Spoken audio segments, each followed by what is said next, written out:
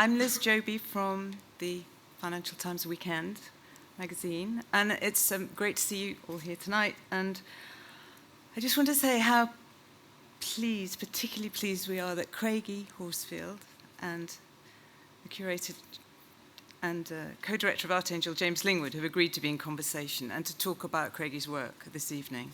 I was just going to give a brief introduction to each of them and to explain that their working relationship goes back to the beginning of the 1990s, when James was a curator at the ICA here in London, and Craigie had begun to show his work a few years before, 1980. No? Actually began to show work virtually at the same time that James and I met in 88. In 88, yeah.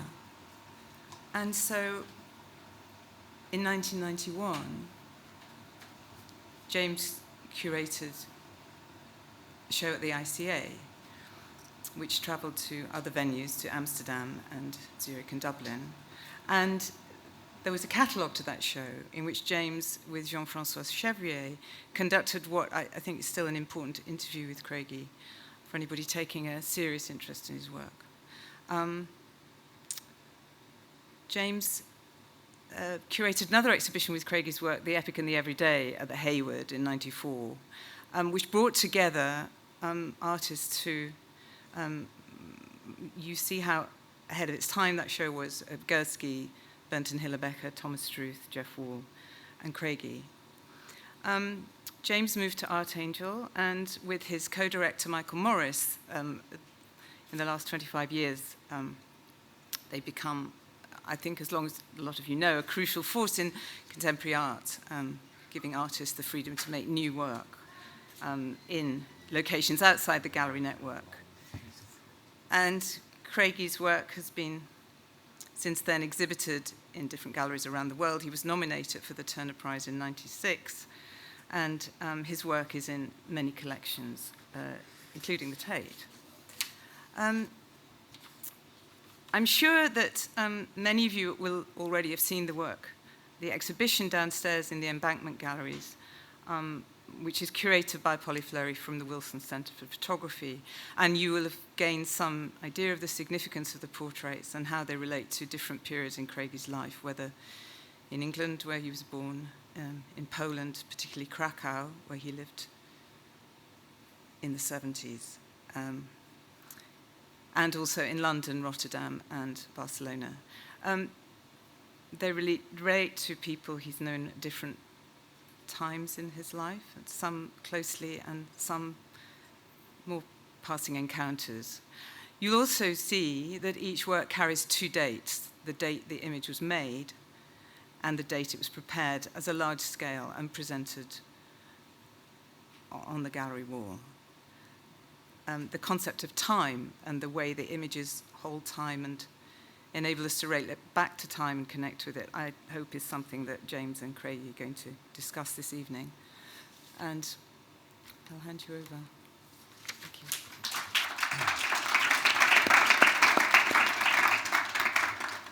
Thank you very much, Liz, for the invitation to converse with Craigie after a very long time, actually. And I had just going to see the exhibition 12 down in the basement, or down the back, or perhaps the front of Somerset House. I had a shock of recognition, really, of meeting and seeing again some of the first works that I ever saw of Craigie's. That would have been one. I mean, actually, the first time I saw work of Craigie's, it was not on the scale that we now, what they have habitually become. But they, by the time that we were working on an exhibition in France in 1988 or 89 probably. Yes, 88, 89. Yeah, you know, works such as this one and that one had already been made by Craigie. So just almost shocking somehow to encounter these photographs again, and just to feel how they immediately bridged a long period of time. For me, from when I first encountered them, first was astonished by them, actually, and felt the same sense of astonishment about just how distinctive and singular these works are, and also, as we just said, so how impeccable they have remained as prints. That's none of my doing. Yeah. So, Liz mentioned that the works have the date when you made the negative, and then a second date when you made the print. I just wonder, what does it feel like? So one of them, there was a negative from 1975 and a print made in 2015. So 40 years, this gap between when you were with the sitter and then when you were making the print in the darkroom, what does that feel like? It means that I think very slowly, and that's. I said this before. It's somewhat more comfortable when you're younger, slightly less so as you get older, because the possibilities get tighter, shall we say. And I will answer you, but I do want to take a step aside, if I may, without this being a rehearsal of a nostalgic moment. We met in the late 80s, at a time when this work that I make had really no place. And I had shown, I think, a few weeks before we met for the first time. I was almost 40. And the works which had been, actually they were quite large. And they had been largely overlooked, one way or another. But it coincided with a project that James and Jean-François Chevrier were making. This isn't only an ancient history, because it had an impact on much that has followed, and also on the context, for example, of this fair, not always in comfortable ways. James and Jean-François were making an exhibition called Another Objectivity. And I don't know if you know it. Sounded better in French, Une autre objectivité. Yeah, and it had, of course, its antecedents in other work, but it was to be either it set in train or it coincided with a shift around photography and contemporary art, and in retrospect, a much greater shift than we might have imagined at the time. We're speaking at a photography fair, and it's notable for still being, in a sense, a part of that history of photography that we would have recognized before that time. And yet, it exists now still in an odd relationship with art fairs or the galleries that show contemporary art. So something's changed radically within 2 or 3 years of our making these projects. Art fairs, which were then also in their early days, effectively, were showing, half of the show would be large photographs, and in contemporary art galleries. And that's a part of the background to our conversation. And I can answer about, and I will, about how these things came to be made. But that context has also had effect. It was entirely by chance that James, James, at first saw this work, possibly in, I don't know it, Cambridge. Yes. And in Cambridge Darkroom, which is the first exhibition I had had. And there were lots of reasons why. That exhibition was arranged by a friend from art school who I had stayed in touch with for almost 20 years. And I had believed that there would be no place for another idea of what a photograph might be. I thought so, not because of fashion, but in a sense, perhaps an eccentric view of a political reality. I thought that the social changes that we were going to see around the same time in the late 80s in Eastern Europe, Central Europe, were marking a shift of not only of ideology, but also of possibilities also for our own society. And I had begun to show, because of that, coincided with an invitation from a friend, and James then saw that and showed. So chance, very much chance. And James and Jean-Francois made this extraordinary project that brought together things that were happening in Paris. I think that what was actually in Paris then was in part Jean-Francois's creation. He had willed it into being and found photographers, artists who were responsive to his urgings. But also from Düsseldorf, the students of the Bechers, Thomas Struth in particular, and from Vancouver, Jeff Wall, and the people who were around him, plus a few eccentrics like myself, John Copland's, and that was it.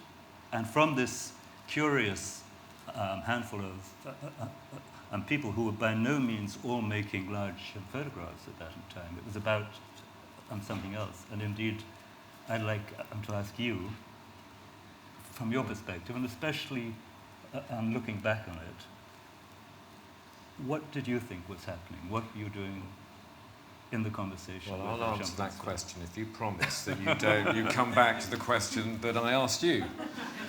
Well, I think it was, as you know, it was about an approach to making photography, which, though it may have been informed, as was the case by many of the people we invited to show, informed by what had happened in the preceding decade in terms of conceptual relationship between photography and conceptual art, and equally informed by, in some instances, by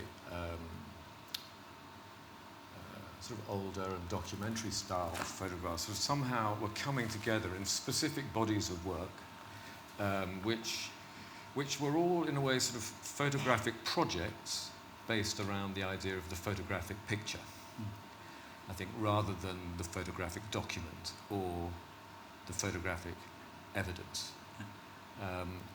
And it was quite a wide spectrum of approaches. And of course, in hindsight, one can see a core to that project and some work which maybe now, or perhaps, let's say, was perhaps willed into the project for other reasons. Yeah. But I think that's what we were sort of aiming at, to try and say recuperate photography from the place it was, but to try and help photography develop into another place. And of course, at that time, Jean-Francois was even described as the Pope of French photography, mostly because he recognized an opening, was ambitious, and wanted to will something into being on pretty thin evidence.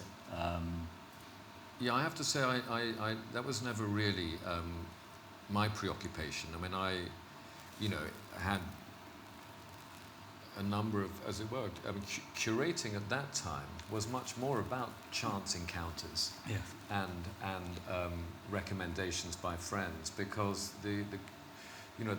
there simply didn't exist the kind of immediate research tools that are available to everybody today. So there was that sense of this project also being about being built up through a thread of connections and recommendations, some of which turned into friendships and built a community of interest.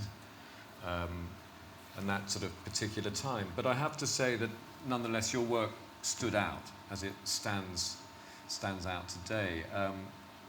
And there was always a question of to what extent is this work of our time or of another time? So can we come back to this? This is very neatly managed, you noticed. It was a challenging body of work for people. I mean, the astonishing, just the pathos of the work, the fact that it appeared to be beyond an immediate sense of the present and a much more extended sense of time. Black and white prints of a kind that I think I certainly hadn't seen before. All of these, I mean, you've travelled alone, really, haven't you? Most of the time. Not always comfortable. Do you feel that? Yes, I do. Yes, I do. I mean, it was very curious being. I mean, I'm sorry to dwell so much on this moment, but it turned out to be quite critical in lots of ways, also personally. But it was, and I don't think it was only me, whilst the other artists were, for the most part, associated with a particular school or group, even if it was invented. It's true that I was outside of that. But nonetheless, I think that grouping, it would be difficult to describe any of them as being in conversation with each other before we met. Some of us became friends and others drifted away. And this was, Jeff was pretty central for Jean-Francois, certainly. John Copland, strangely enough, also for Jean-Francois. So I think there were a lot of different things going on which were corralled together. Jean-Francois tried to make a story of tableau, and to some extent you could argue for that.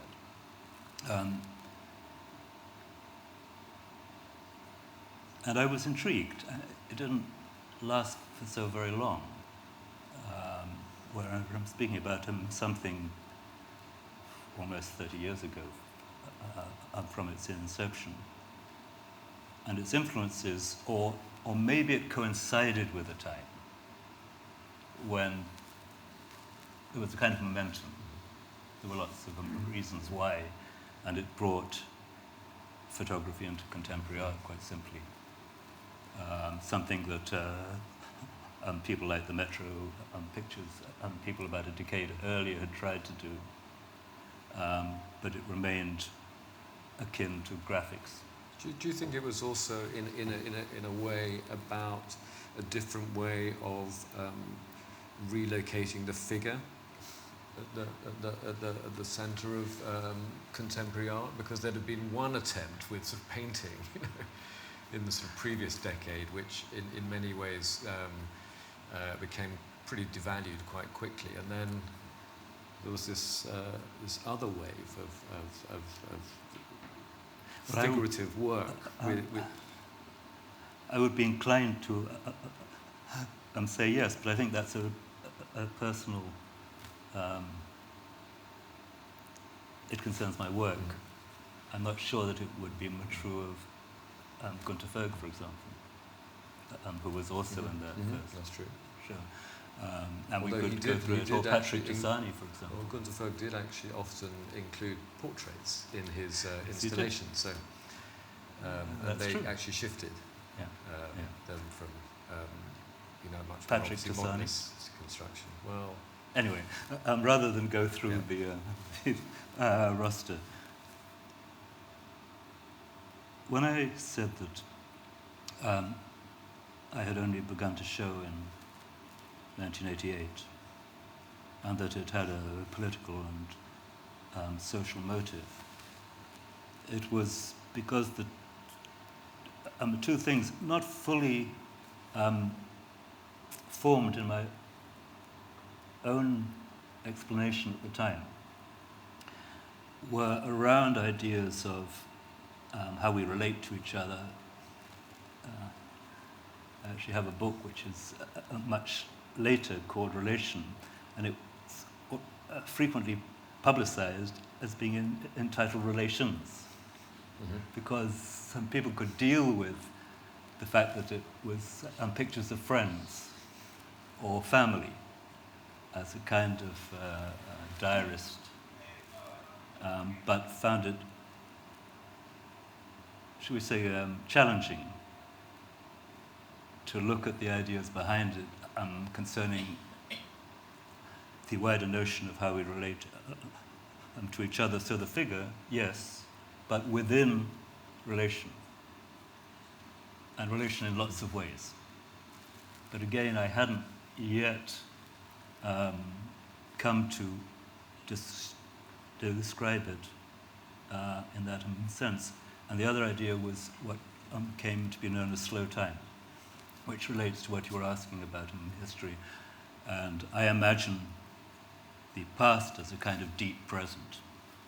I mean by that, not that it's an archaeology or a remnant, but quite simply it's an aspect of our present for which we have no other language. It's a means of... and that brings with it all kinds of difficult questions. And they are still difficult today, although the advent of slow cooking and slow management and slow just about everything else has made it a little bit less new age and more acceptable. What are the most difficult questions for you still that you're still grappling with in relation to this idea of the present and the deep past, or the deep present in the past? Well, we're talking about at a time in the late 80s. I've been working for, 45, 48 years. And to bring, it would be a long list, but let's start very simply. To bring the idea forwards that when we look at the work, we give it attention and time. It sounds a little crazy in a context like this, where every wall is full of a vast number of impressions and a lot of photographs of effect, instantaneous, you get it. The idea that you would spend time looking and that it changes because you change is a difficult one. That's the first step. And behind that is the idea we have around us here, and in the exhibition they're all portraits. And the idea that a portrait isn't of somebody or captured or shot, all of the terminology which we associate with photography. I mean, more than that, it actually determines the way that we think what a photograph is. And yes, it was inherited from painting and the visual arts, capturing a likeness. A drawing or a painting captures a likeness. And even before that, this kind of separation from the Greek world of making and doing, which finds that the higher arts, music and philosophy, whereas the visual arts were kind of secondary, not debased, but a less, and that had its continuation even into the early days of photography as we know.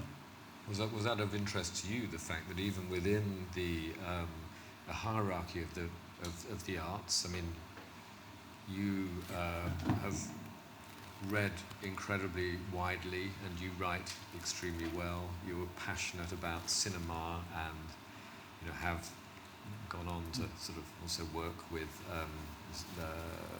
the moving image, but you particularly chose what at that time was a more marginal form.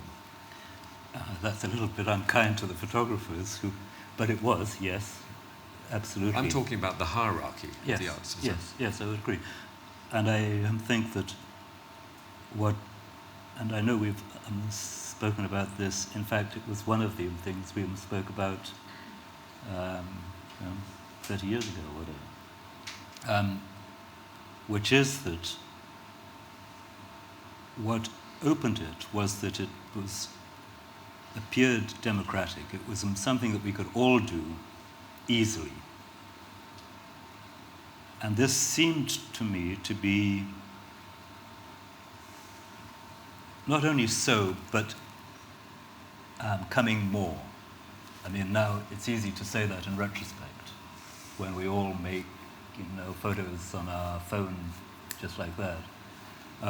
But it seemed to me to have a democracy and not to be confused by needing a long apprenticeship or something. It was something we can all do. In fact, a little bit like in conversation, which is something we do unthinkingly. And the photograph precisely was without, or appeared to be without those hierarchies you describe, and by without I mean outside of. That was its potential, but also its problem. And I believed that with it, other things could happen than were being done. And what would those other things possibly be? And do you think they have happened? I think that briefly there was a window of possibility, but then you could say that in photography in the 1840s there was a window of opportunity. The photography we know today wasn't an inevitability. It was something which was being explored, discovered, invented, with all kinds of false paths and complications. In a rather less dramatic way, this moment, which goes pretty much from 88 through until about 93, by which time the change has happened. There are again possibilities, but I think that almost because so much was being made, the galleries couldn't find enough people who were working in the way we're describing, then another photography falls in behind it, which has changed very little. It's an art of effect still. And it closes down the possibilities, for the most part. I don't say this universally, but it is widely and so. And so you will walk around these booths here, and there will be little that would surprise you if you were sort of transported from the late 80s until now. So some possibilities opened. And I don't say this with regret. I just think there was an opening which was in a way recovered. And so some things which had a home in what was the ghetto of photography before find a home in a new ghetto in contemporary art.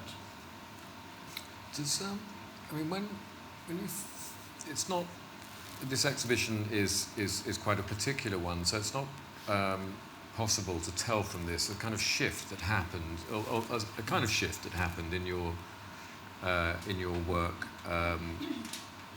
from, I think, the mid-90s onwards. So the first body of work was, which is the pictures that we see here were all made in Krakow, where you lived for almost a decade, and then in London, where you had been living before Krakow and had come back to. And then you embarked on a range of more specific, even more specifically location-based projects. Was one called The City of the People, I think, in Barcelona, and then another in El Hierro, an island, one of the Canary Islands. And I wanted to ask, is there any difference for you between making work with people you knew intimately for long periods of time, and in places that you inhabited for long periods of time, and then going to a place to make a project?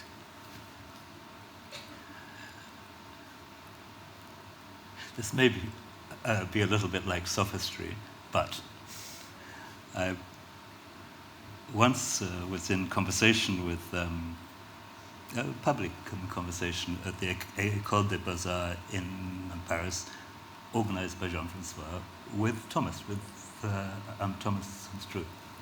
And we were walking afterwards, and Thomas said, you know, it's the first 2 weeks that I can make something. After that, things have become too familiar. Mm-hmm. I can only see freshly. And it marked an absolute difference. And there were others, but because it takes me 2 years to even begin to understand. I don't know. It takes longer, shall we say. And the sophistry is that I have neighbors who I hardly know. And at a profound level, you could argue that we're all strangers to each other. There are people who I have deeper and more intense relationships with whom I don't share a language. And indeed, sometimes language acts as a kind of separation as well as something that connects us. Being in Krakow, yes, I'm there for many years, and friendships take time. But the work in Barcelona was over 3 or 4 years. In Madrid later, over 6 years. In Naples, 6, 7, 8 years. That doesn't mean that time is a key that opens everything, but I think that what does signify are the relationships which often take time to evolve or to grow. And those relationships are what I would fall back on again and again as being the central question, also a central philosophical question about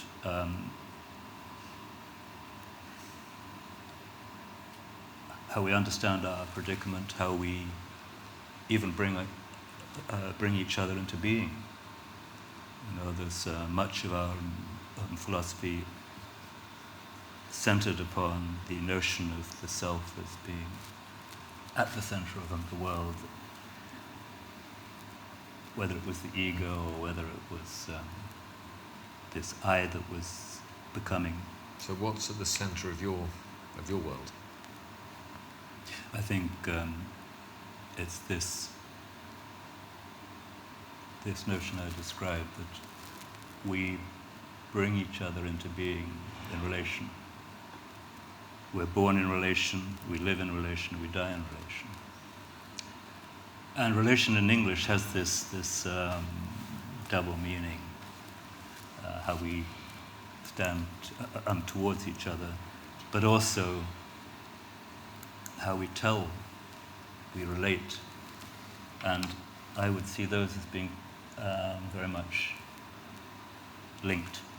That how we tell or describe them of the world is how we recognize each other, how we persist, how we resist.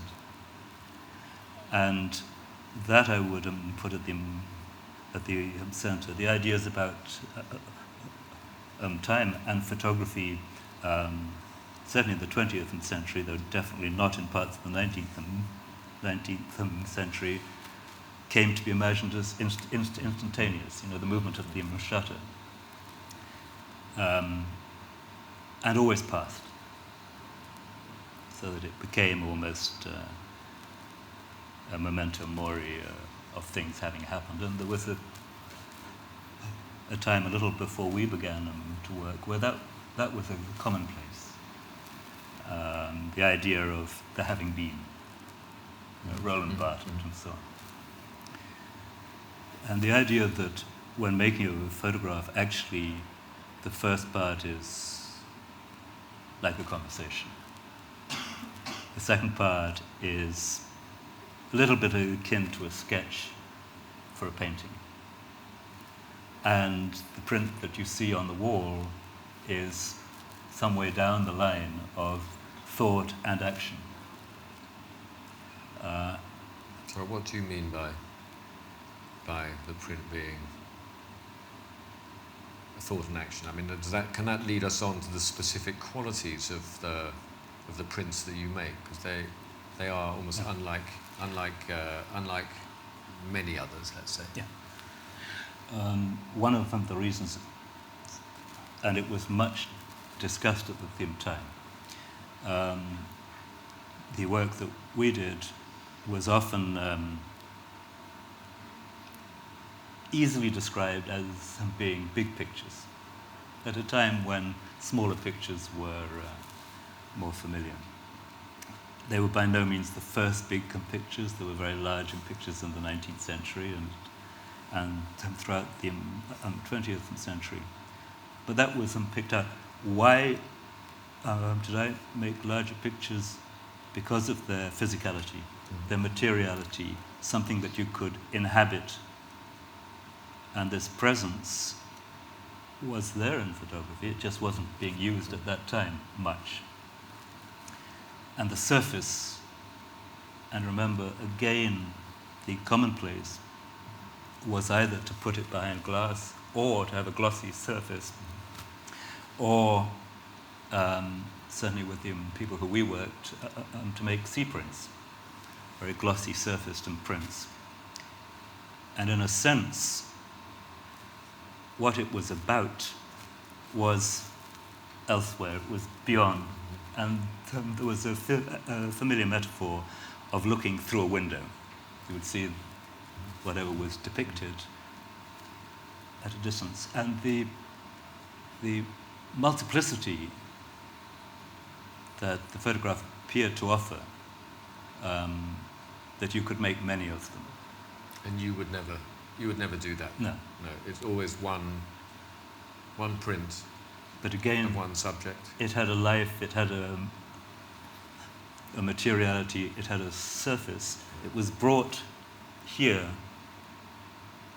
And for the viewer, that was the space, not to imaginatively disappear into the elsewhere, that separation. However, it's a kind of reverie. But this materiality, this thing you could touch, but if you did, it would break. This one thing that had its own life, and there's a kind of miracle which, seeing these in pictures, sometimes after 20 years and more, they're still intact. Could you make prints like this now? No. No, I'm in Eva, who's I'm here in the audience, and I made these at a time when we were, really all of us who were working, were inventing the thing as it went along.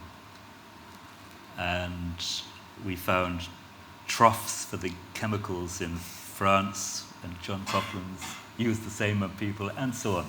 And you're trying to figure it out. It was noxious and it was very nasty, and we had very little ventilation, and you were carrying enormous rolls of paper. And I couldn't do it physically anymore. It was, when I stopped, it was already enough. But also, they're not available, they're not made. The paper is not? No. And I look at this paper now, and it's very beautiful, actually. But it took a lot to bring it to that. That's not what it did. Mm-hmm. But you had to work the surface in detail over days, weeks, and even months. Just physically making one, we would lose then, maybe this was our incompetence, 5 or 6. Even in the process of exposing it to the light, there were significant problems. It was a very physical process. Well, I think that physicality comes across in your experience with the work now. I would hope it was. I mean, not necessarily they encourage a deep sense of proximity. I mean, even though the subjects are distant, and we're distant in time, they're distant from anything we might know about them, actually, or anyone except you, obviously, would know about them. As a viewer, you don't know anything about these people, but you're still drawn to them. And I think the surface is a key. But this is constituent. Yes, no? Yes, I would agree. I mean, I would hope it was. Yeah. But this question, when I go to the National Portrait Gallery, it seems dire. It's full of worthy pictures of worthy people, mostly men. And you look at it, and of course what you've taken from it is what you already know of those people by repute, from history, from record. And in the early days, very often people would say about the portraits, well, I couldn't put that in my home because it's not a friend, or it's not family, or it's not a famous person. And the idea that you could find a relation or enter into a conversation that had already happened was very difficult. And for me, very strongly, this idea of, I spoke about relation, but of conversation as a place of relation, finds it in place within what you describe.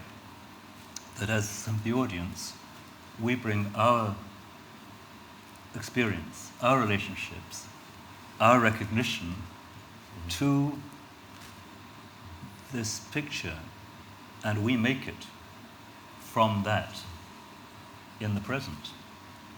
And its past is what we make. So we just got a few minutes more, which is a shame. So I've got a lot of questions, but I'm just going to ask one more question, and then to have the time. And that doesn't mean you can take 10 minutes answering it. You've got to leave a bit of time for some questions, a question or two from the audience. But I just want to ask, what doubts do you have about? What doubts do you have about About photography. About the photography. About As we're here.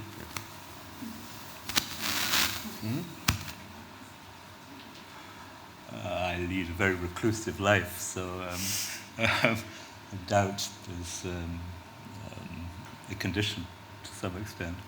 I'm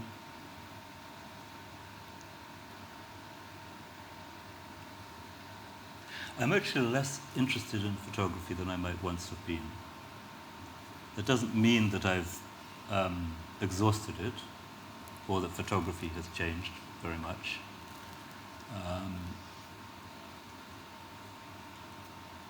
I think that with many young people over time,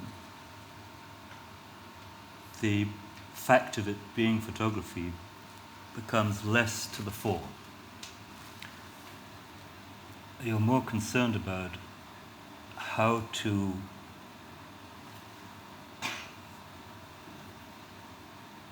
think, how to bring into being this sense of another's presence, of their fullness, of how we imagine each other and how one finds the way through that, and how we may come back to this thing a week later, a year later, and it's living within our imagination, our conception of it. And the things which I love or which move me now, movies or books,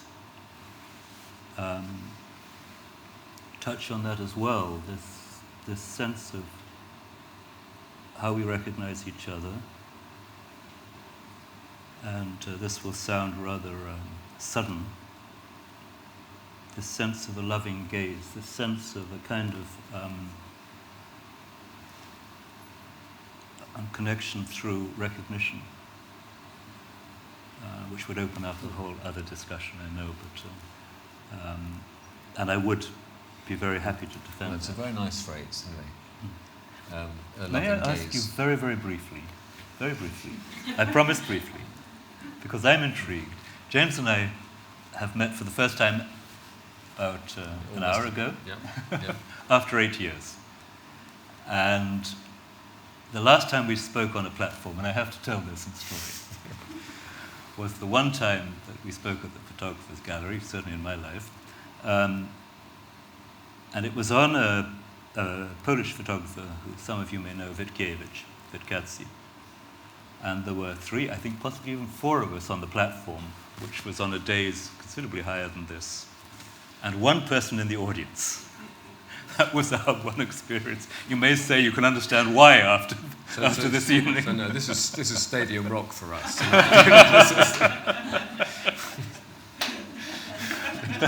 But I do have still my one question. Because since our Witkiewicz experience, if I were to turn the question to you, what has happened in your thought of photography since then? After that sort of that decade or so, I found myself travelling away from it to some extent too, in the sense that I'd partly because I got involved in different kinds of work, and partly because I didn't come across another, not a generation as such, because it was never really generational, but others who compelled me to want to work with them. But, you know, in the way that things often turn out to be quite circular, such as our meeting here this evening.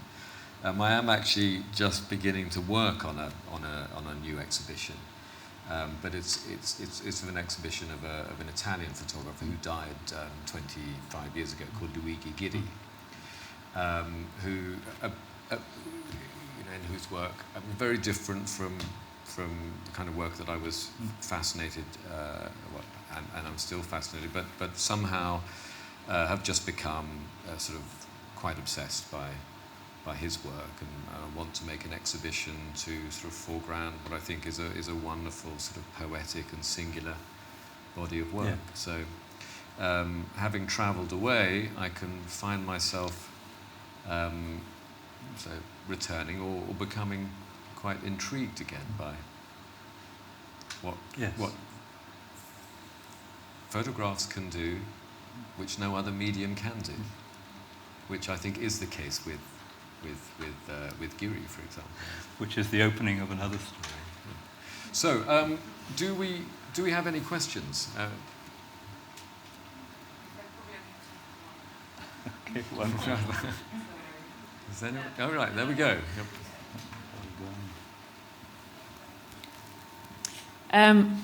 Yeah, so you always just do one print, and that makes perfect sense when you're doing fiber prints, because they're incredibly difficult to handle, and also you can't make two identical prints. It's just not possible. But I know you switched to digital prints later on, and I actually know André van Wassenhoven, so the people you were using for your printing. And it's a totally different way of thinking, because with a digital print you can make an identical print easily. You know, you can make a series, but you're still stuck to just doing one.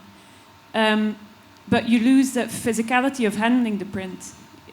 So what's your thinking on that? You know, why did you stick to just doing one print because it's what you do? Or did you think, oh, maybe I can change my mind on that because it's a different medium? Whilst the galleries might have been very happy at that time, or the less interesting galleries, had I made additions, it has nothing whatsoever to do with this. The thing exists in the world, it has a place, and if it is lost, it's lost, and they are. What survives here is already, for me, astonishing when I see it. And it's this sense of the life and its being, its singularity, its particularity is true of all things.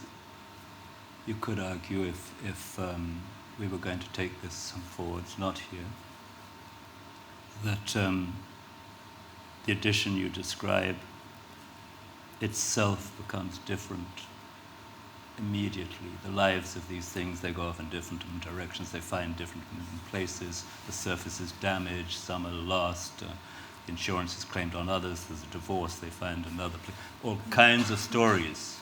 So yes, you could say each is different, but I'm not stepping forward to that.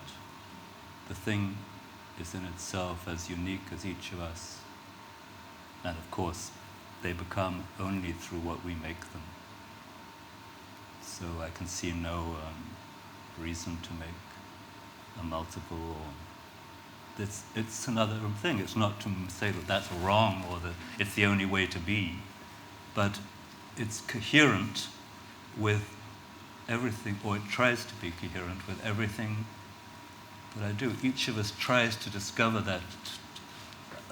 that coherence in our thought, and sustaining it is not always easy. But it's just one of many, many questions which move towards that end.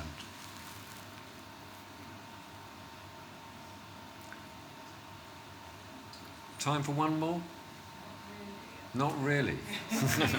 Is there any really urgent question? Yes, there is. You mentioned briefly about the loving gaze, and I was just wondering if you could speak a bit about that, and if it is in the making. That's a very long question. I'll make it very short. Sure. I work with many people, some of whom I know very, very well, others who I know less well, others who I might be inclined not to like very much. And this is a question that does come along. But in working, I believe that you must, in that time of your conversation, just as it would be in a conversation. Now, some of us may choose to argue, but let's imagine that most of us don't. We want to have some kind of empathy for each other. That in the time span of that conversation, it is our responsibility to each other to be respectful, and I believe to bring a loving understanding. And I would be, in another context, very happy to develop that. I think that it's profoundly important, and most portraits do not do that, and in our age especially not, when this photography, this portraiture of alienation came to be, for all kinds of good reasons as well as bad, dominant. The idea that it could be something which we enter into with that empathy, if you wish, but that loving possibility seems to me, and as I get older, greatly important. I don't mean that I succeed, but that is what I try. That's a nice way to end this conversation, Craigie. Thank you very much for sharing your thoughts with us.